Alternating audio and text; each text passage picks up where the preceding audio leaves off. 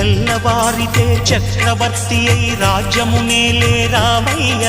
తండ్రి మాటకై పదవిని బదలి అడవులకేగెనయా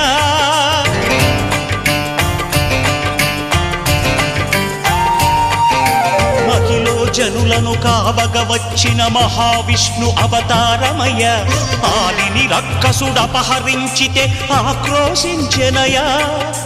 అసురుని త్రుంచి అమ్మను తెచ్చి అగ్ని పరీక్ష విధించెనయా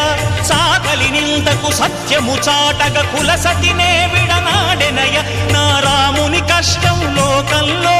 ఎవరూ పడలేదయ్యా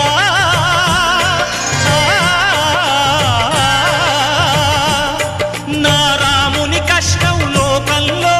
ఎవరూ పడలేదయ్యా సత్యం ధర్మం త్యాగంలో అతనికి సరిలేరయ్యా కరుణా హృదయుడు